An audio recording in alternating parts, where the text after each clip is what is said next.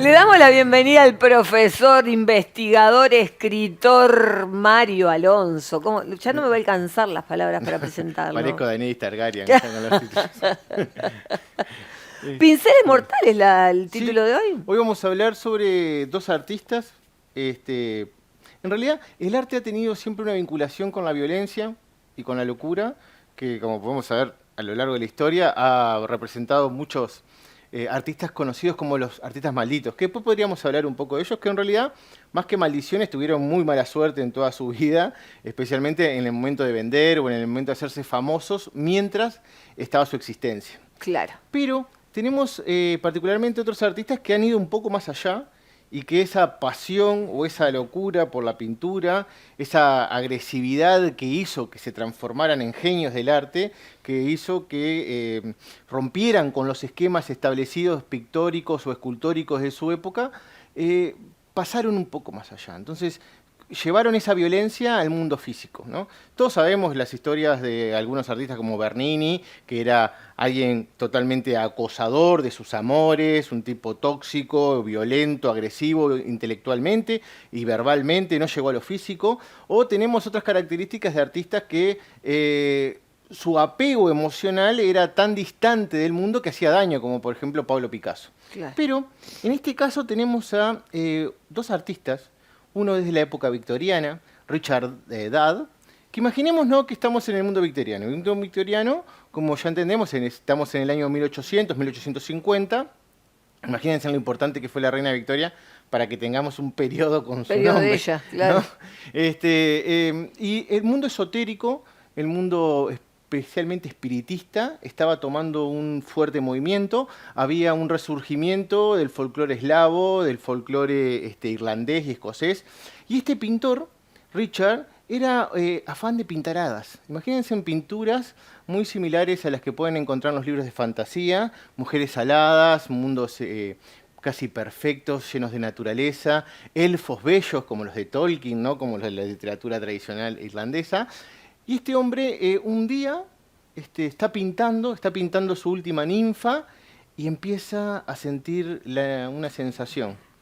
Y es cada vez que viene su padre. Cada vez que viene su padre, él siente como que la energía del entorno cambia. Bueno, sigue trabajando, conversa con su padre, cena también y demás. Su madre había fallecido cuando él era muy joven. Y empieza a recurrir a una madame, ¿no?, que ella leía la esfera de cristal y comienza a decirle que hay turbulencias en su aura, que hay un ser maligno que le quiere hacer mal, y Richard se enfrasca en los libros.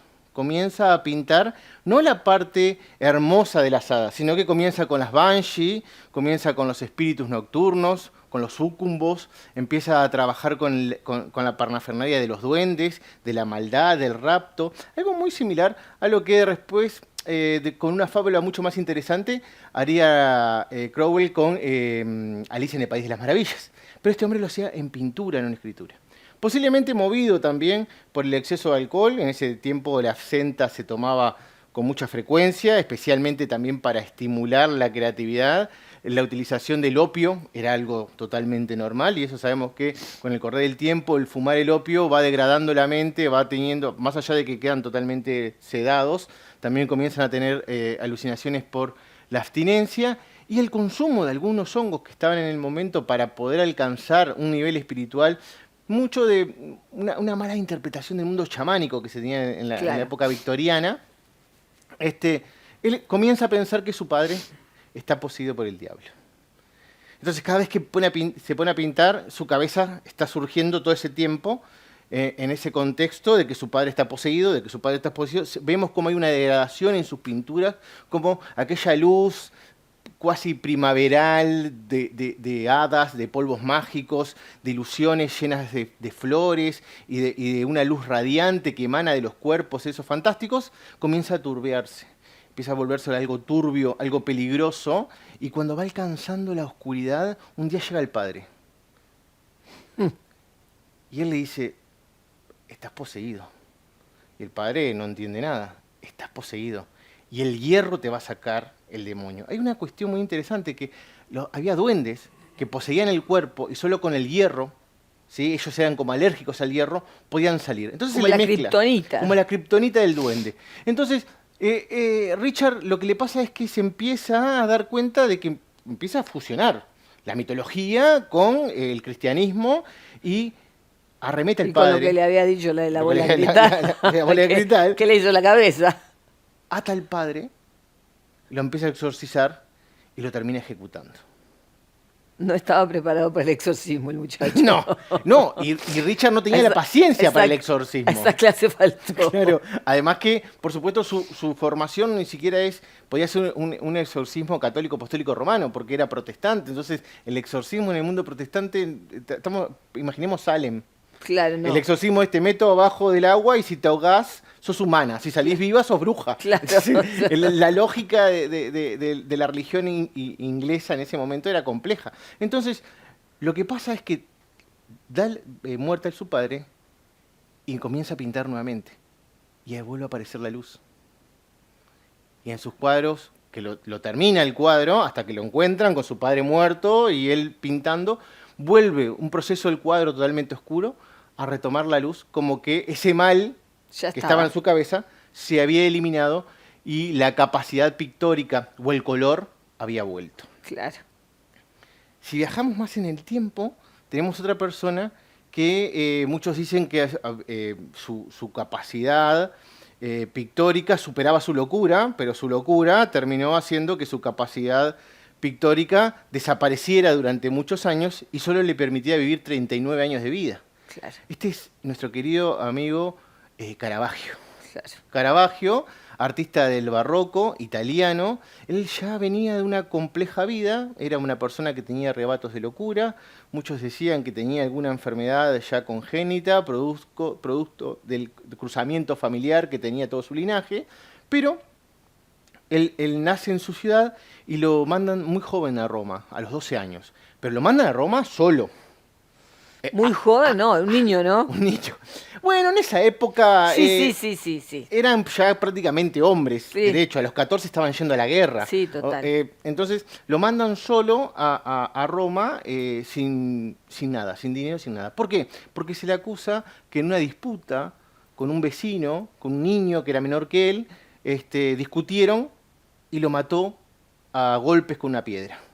Entonces, para que se evitara el conflicto entre las familias, lo expulsan de la ciudad natal, que era muy cercana a Roma, y llega a Roma como niño solitario. Ahí comienza a unirse a diferentes barras, a diferentes banditas de ladrones, de delincuentes, ejerce la prostitución para personas acaudaladas, para nobles, hasta que consigue meterse en un taller. Cuando se consigue meter en ese taller, él va a encontrar su vocación, que es la pintura. Caravaggio es el padre del tenebrismo. Esa conducta violenta y transgresora se representa en lo que es la pintura, ese ocultismo que tiene la pintura, ese sentimiento desgarrador y violento, hasta que en un momento dado, en una partida de tenis, algo similar al tenis, en el medio de Roma, él se pelea con Ranuccio Tomassoni, una persona de una familia totalmente poderosa que después va a terminar siendo una gran mafia dentro de Italia. Y él agarra y se comienza a generar un conflicto, se ponen a pelear, castra al muchacho y festeja con sus partes por toda la ciudad. Esto hace que toda la familia, él trabajaba para el Papa, para León X, y el Papa le dice, no, amigo, está todo bien, pero acá te fuiste, te pasaste de rosca, yo no puedo defenderte. Entonces lo extraditan a Nápoles. En Nápoles él comienza a vivir una vida de persecución, empieza a tomar una psicosis, empieza a generar una persecuta. Y claro, había un mundo mafioso que lo estaba persiguiendo, habían contratado a sicarios y demás. ¿Por qué? Porque el joven, después de la herida, muere desangrado. Claro. Entonces él mata al heredero de la familia Tomassoni. Era un delito totalmente cruel y el Papa le pone pena de muerte y captura. Pese a que había sido su protegido, su ser más querido y el que había trabajado mucho tiempo para él, le pone orden de captura. En esos arrebatos de violencia que tiene Caravaggio, después que toma un par de alcoholes en una cantina de Nápoles, se quiere enfrentar a 5 soldados, los cuales le dan una paliza que le deforman la cara, y cuando los sicarios lo andan buscando no lo reconocen. Ah, pero corría con suerte igual. Corría con bastante suerte.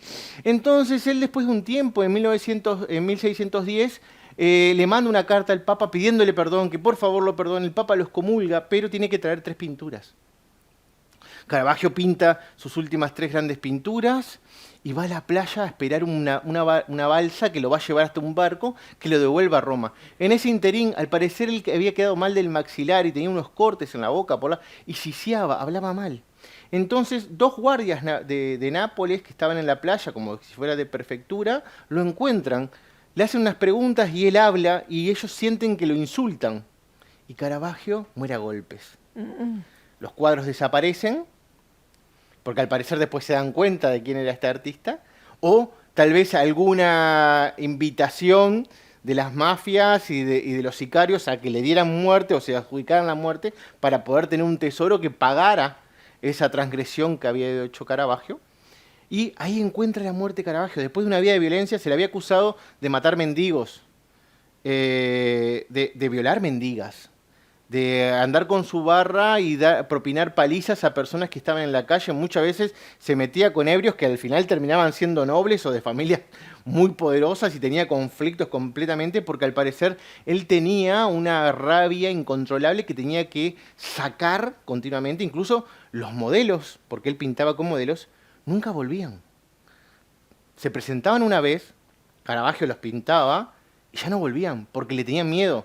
Tenían miedo que esa puerta que él tenía abierta para que entrara la luz, para poder presenciar las sombras y las luces y plasmarlas en su cuadro, se cerrara y nadie pudiese volver a saber de él. Claro. El Papa, incluso, no lo visitaba solo.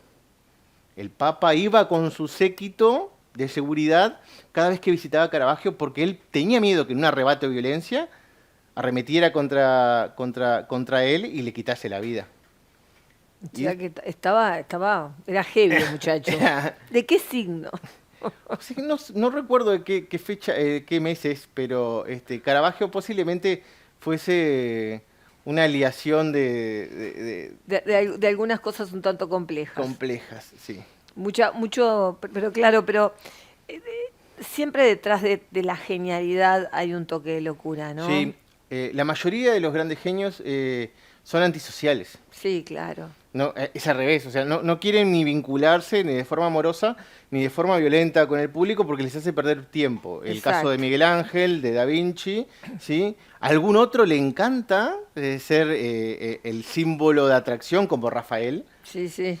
pero son muy pocos, y la mayoría tal vez escultores, que por esa búsqueda del perfeccionismo, de que el mármol, la piedra o el bronce parezca vivo, hace un clic en su cerebro y no soportan el contacto con el resto de las Con los personas otros. y se ejerce una violencia. No Sí, quiere sí. decir que todos sean iguales, ¿no? Sí, No, sí, pero en los casos que hay mucha estos que cantidad son de los que estos. de alguna manera siempre Sí. admiramos, o los que más reconocidos Sí. que admiramos, algún tornillo, Le falta, y hay mucha soledad. claro. La genialidad es solitaria. Sí, totalmente. No Absolutamente. puedes estar rodeado de gente si vos querés ser el mejor en el Sí, mundo sí, del arte. el mejor en algo. Sí. Es lo que venga, ¿no? Sí, en lo que sea. Es lo que sea. Gracias, Mario, como Por siempre. Talleres, Sí, vamos a... tengo acá esto. Sí, tenemos por favor. ahí. Por favor, tengo acá esto. Sí, La ahora- influencia del arte de los Blanes en la moneda nacional. Me parece. Ahí. Sí. ¿Cuándo está? ¿Ya está? ¿Ya está? Ya está. Ya se puede encargar. La presentación, por suerte, o sea, para mí es algo muy importante en el sentido, se va a hacer la primera el 19 de junio, fecha patria de Fecha Artigas, patria. en el cuartel de Dragones, o el cuartel de Blandengues en Sí. Maldonado, donde Artigas toma el inicio como militar. ¿Por qué? Porque en este libro lo que hablamos es que los Blanes crean, tanto Blanes padre como hijos, crean una imagen de Artigas que hasta el día de hoy está en nuestras monedas. Hay una discusión enorme sobre cómo debe ser la imagen del prócer y la zanjan los Blanes. La familia Blanes zanja esa Que discusión. capaz que era o no era. En realidad, Blanes, por ejemplo, él menciona que él no hace a Artigas como debía ser. Claro. sino que lo hace como la patria en ese momento lo necesita. Lo necesitaba. Es interesante el proceso que vamos a hacer de investigación en este libro para disolular. ¿Qué hago si lo muchas. quiero comprar? Entra en nuestras redes sociales, va a tener toda la información ahí, nos hace el encargo, lo distribuimos a todo el país. Me encanta. Hay 100 números específicos que son coleccionables, por decirlo así, Perfecto. que tienen plus. Me encanta. O sea que para estar dentro de los 100 ya escribí. La influencia del arte de los Blanes, siempre la calidad y la investigación que hay detrás de un libro de Mario son excelentes, por lo tanto lo tenés que tener. Gracias, Mario, como siempre, un placer. Gracias a ti. Nosotros continuamos.